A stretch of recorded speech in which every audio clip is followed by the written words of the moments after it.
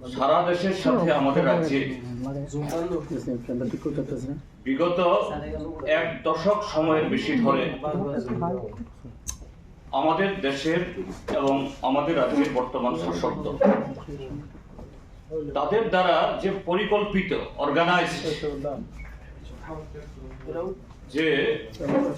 আমাদের ভারতীয় সমাজের মধ্যে ধর্মীয়, সাংস্কৃতিক, ভাষা, সম্প্রদায় এবং আঞ্চলিক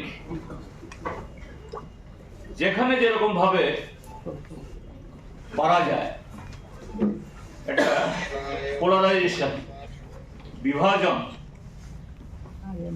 আর সেই বিভাজনের পরিবেশ তৈরি করার মধ্য দিয়ে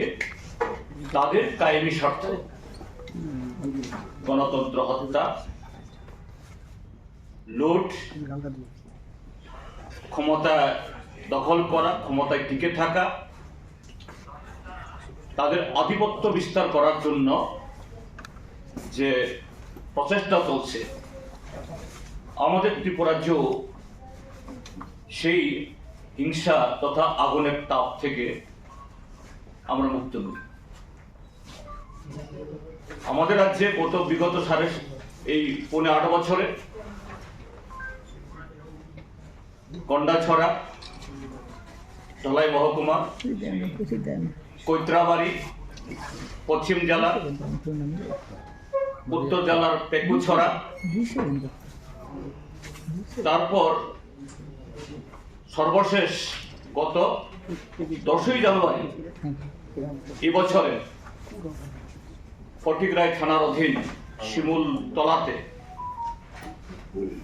এই যে একটা ধারাবাহিক একটা প্রচেষ্টা চলছে তার নমুনা আমরা ত্রিপুরাজ্যের লোক প্রত্যক্ষ করেছি। তার মানে ত্রিপুরাজ্যের মধ্যে যে কটা নাম বললাম এটাতে সীমাবদ্ধ না। এই সদর মহকুমা, ডুগলি মহকুমা, সোনামুড়া, বিশালগড়, উদয়পুর, অমরপুর,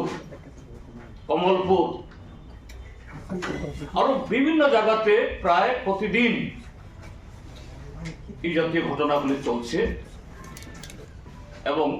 এটাকে প্রশমিত করার জন্য এই জাতীয় প্রবণতা এটাকে বন্ধ করার জন্য কোনো ধরনের উদ্যোগ নেই, বরঞ্চ আরো ব্যাপকভাবে আরো নানা কায়দায় কিভাবে এটাকে জিয়ে রাখা যায়